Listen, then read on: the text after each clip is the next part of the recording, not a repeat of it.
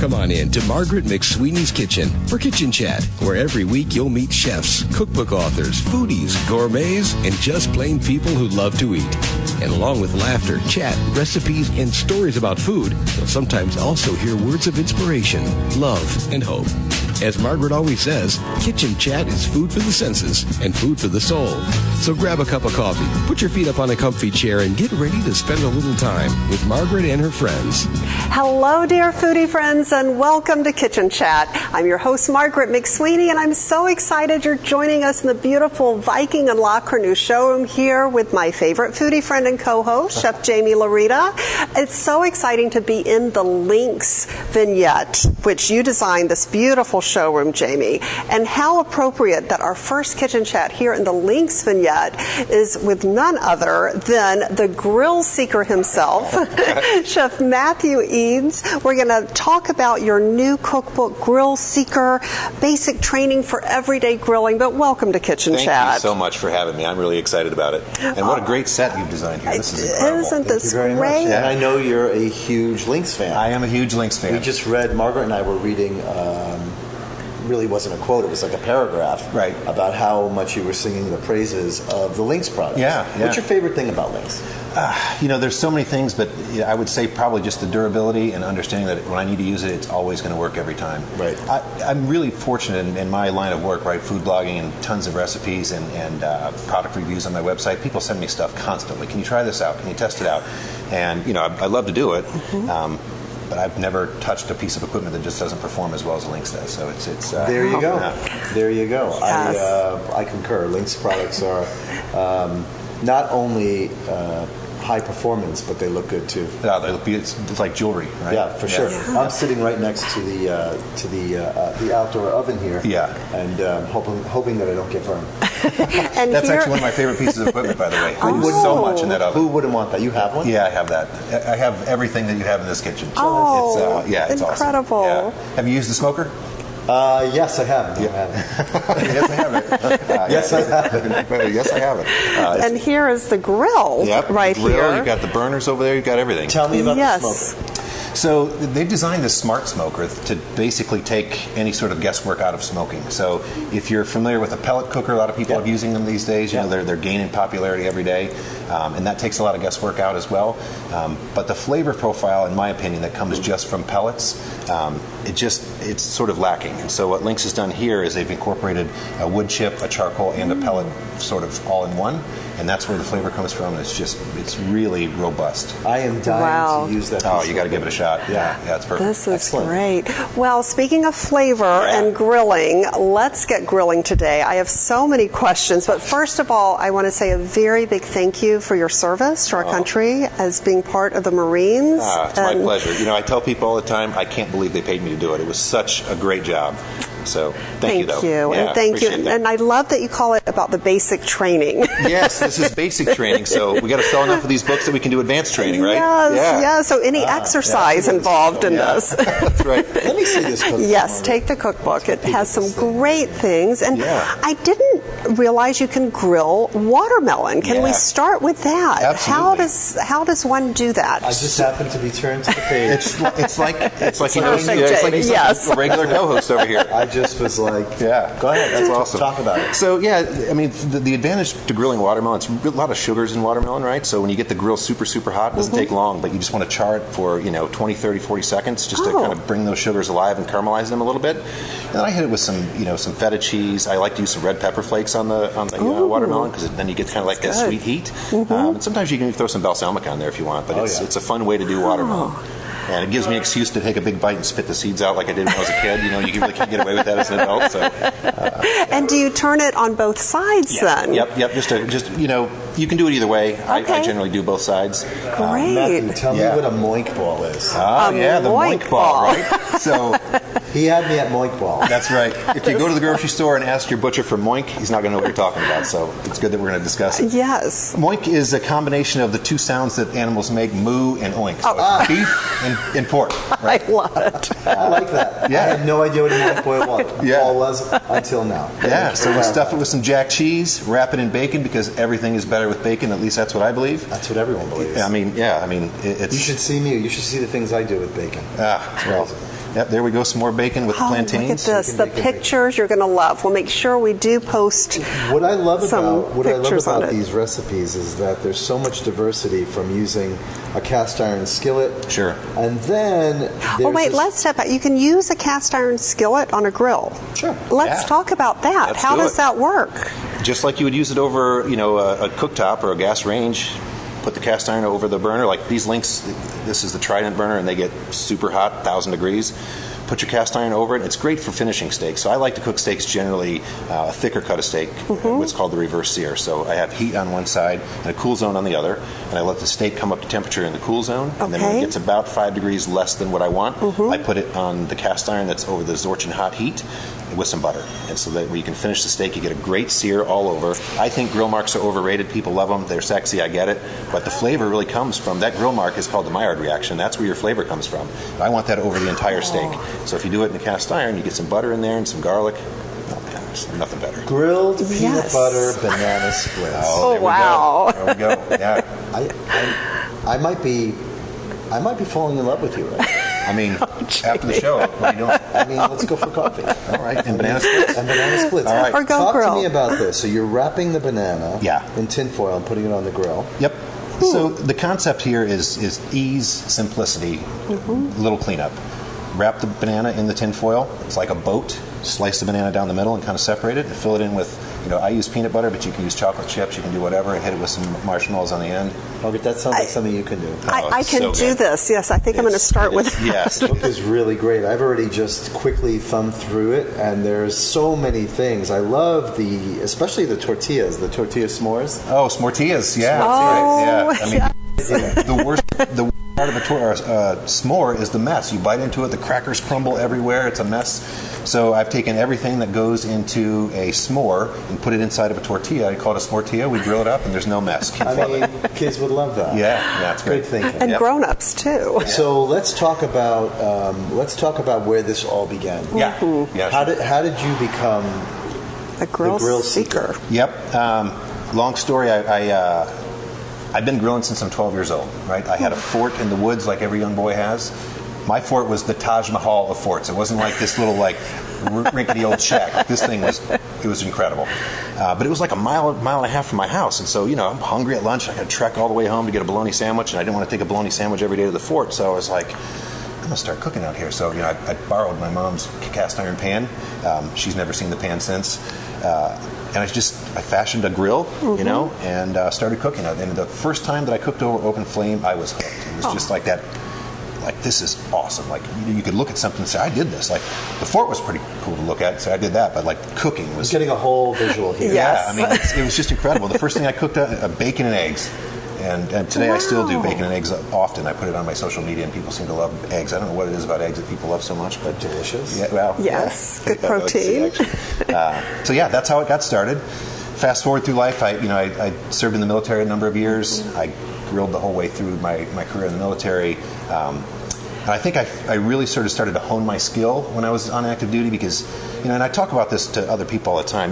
Anybody can take a Wagyu steak and make it taste. You can eat it raw; it tastes good. Right. Anybody can do that. But when you're a guy a junior enlisted guy in the Marines, you're buying whatever is the cheapest meat in the commissary. And sometimes that's, generally it's like flank or maybe round steak or something that's lacks a little bit of flavor, and you just start to play with different profiles and make that come alive.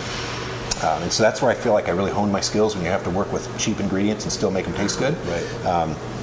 The Marines are, you get enough beer, anything tastes good. Like these guys will do anything. So, but yeah, I got to just play around with those things, and that's where it really came alive. I was a 30-year-old freshman. I left the Marines at age 30 after 13 years. I was a freshman in college, so a little different experience as a freshman when you're 30. Yes. I went to Penn State. Go Nittany Lions. Cheap plug there.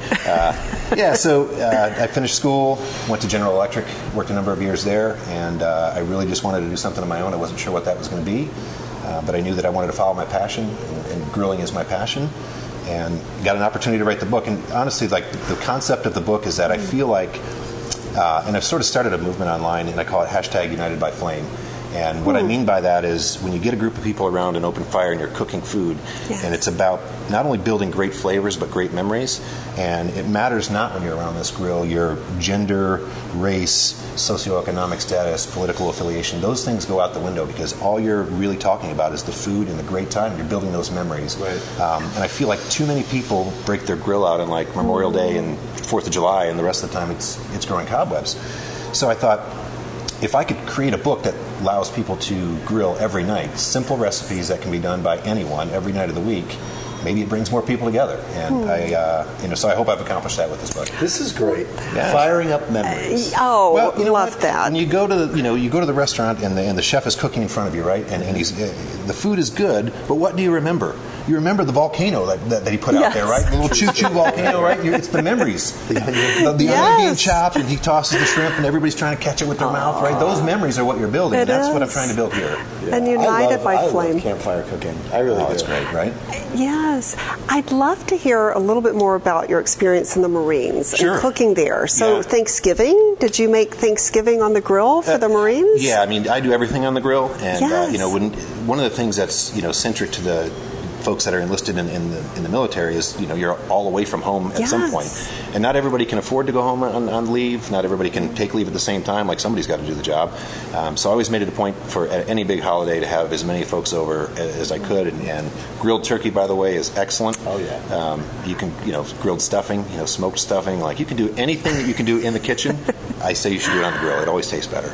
I did recently. I went camping and I brought, I guess it was for about 20 people, and I brought 2 different kinds of shepherd's pie. Oh, yeah. And I put them in these little tin containers, and I made them on the grill. Oh, I imagine it was a showstopper, right? Amazing. People loved it. You're right. Anything that you can cook. I mean, basically, my range at home is off all summer. Right. And I have a great grill outside, and that's what I cook everything on. Sure. Yeah. I mean, no sense heating the house up, right? If you can go be outside and for sure. Yeah. Do you grill in the winter? Yes. And I live in Virginia, right? And there's snow, and so I'm not opposed to wading through a foot of snow to get to the grill and do my thing. Can you picture it, guys?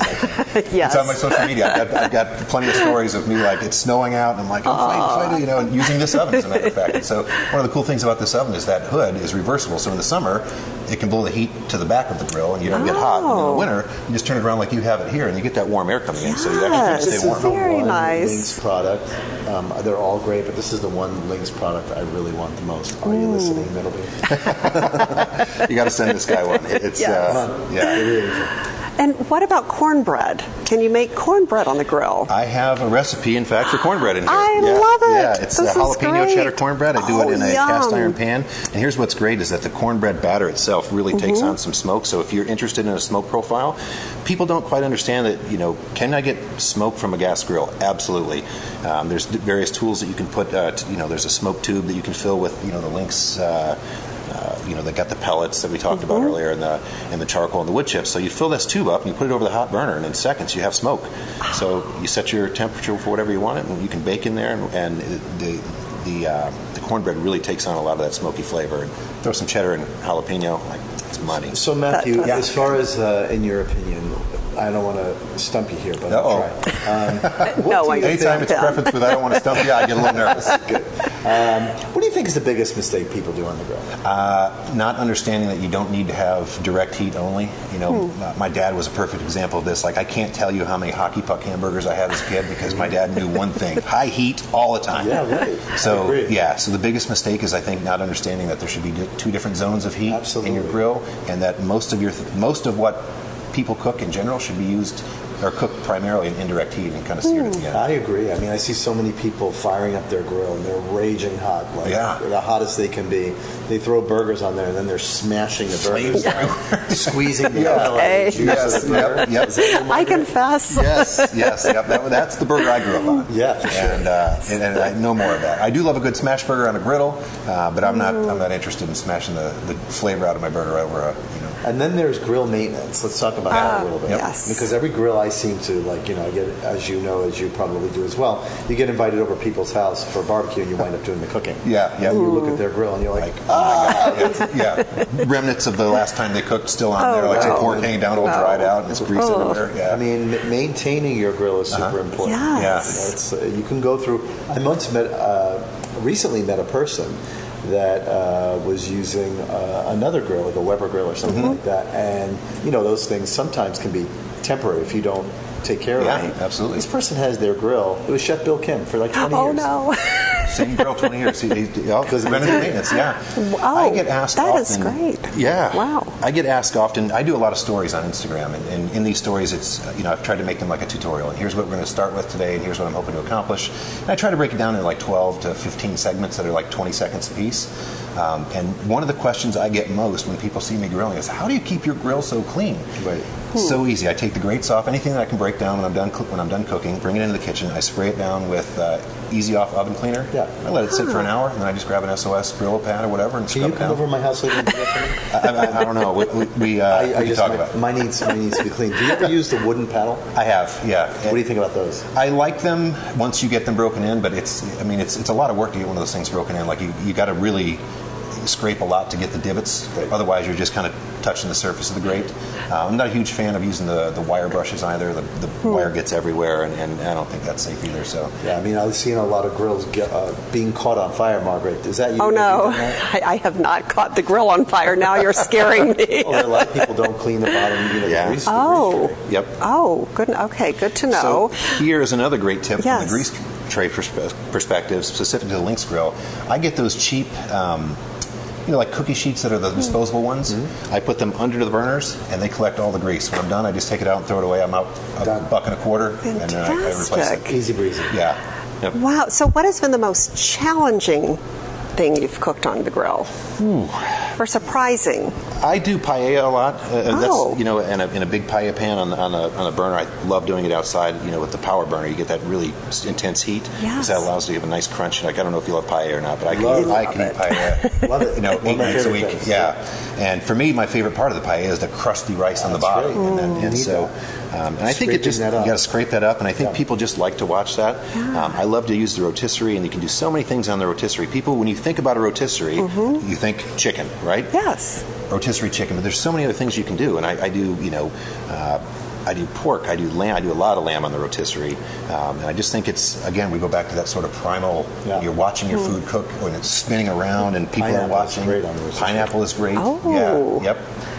Very good. Turkey is great on the rotisserie also, so don't limit, here's your tip, don't limit your rotisserie to just chicken.